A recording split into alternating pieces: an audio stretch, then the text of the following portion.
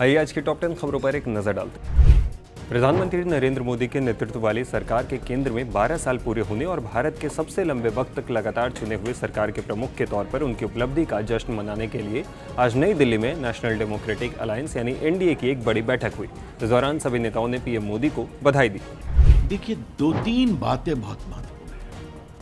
एक, आज भारत के लोकतांत्रिक इतिहास का बहुत महत्वपूर्ण दिन है।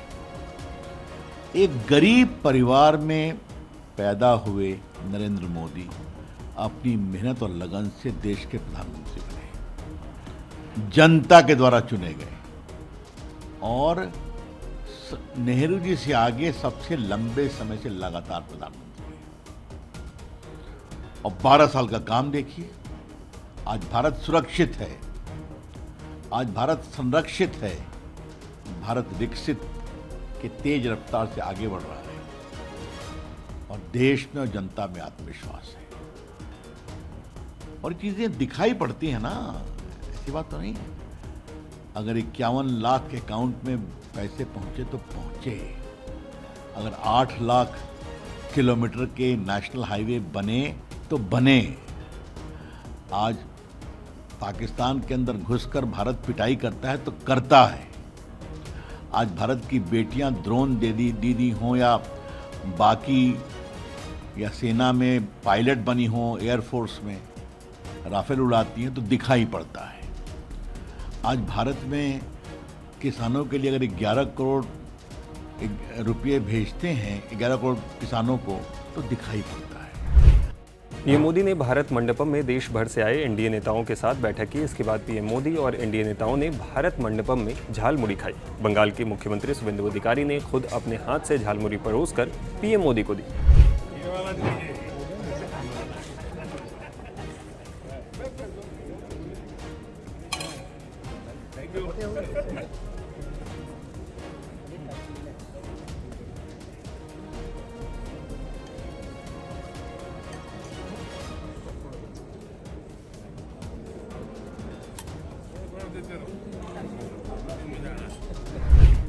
ममता बनर्जी की पार्टी तृणमूल कांग्रेस यानी टीएमसी में लगातार टूट जारी है। न्यूज एजेंसी आईएनएस के मुताबिक काकोली घोष के नेतृत्व वाले टीएमसी बागी गुट ने 19 लोकसभा सांसदों के नाम की लिस्ट जारी कर दी है। इनमें ममता की करीबी माने जाने वाली जादवपुर से सांसद सायोनी घोष का भी नाम शामिल है। लिस्ट में यूसुफ पठान और शत्रुघ्न सिन्हा का भी नाम शामिल है।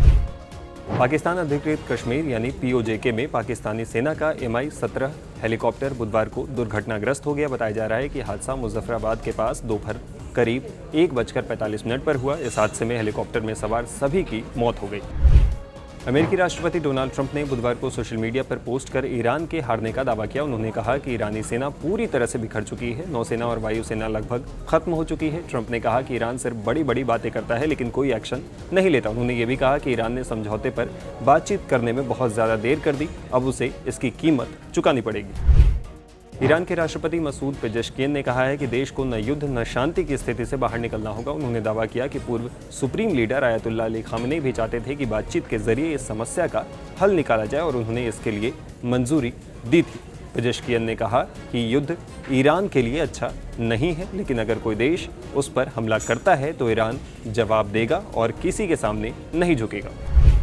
पाकिस्तान ने मंगलवार रात अफगानिस्तान के कई इलाकों में मिसाइल हमले किए। अफगान तालिबान सरकार के मुताबिक इन हमलों में 13 लोगों की मौत हुई, जिनमें 11 बच्चे, एक महिला और एक बुजुर्ग शामिल हैं। वहीं पाकिस्तानी सूचना मंत्री अताउल्लाह तरार के मुताबिक इस ऑपरेशन में 26 आतंकवादी मारे गए और 4 बड़े आतंकी ठिकाने पूरी तरह तबाह कर दिए गए। 10 जून को सोने चांदी के दाम में गिरावट दर्ज की गई है। Indian Boolean and jewellers association यानी IBGA के अनुसार 10 ग्राम 24 कैरेट सोने का दाम आज 4,090 रुपये गिरकर 1,48,000 रुपये हो गया। वहीं 1 किलो चांदी की कीमत 9,658 रुपये कम होकर 2,36,000 रुपये पर आ गई है।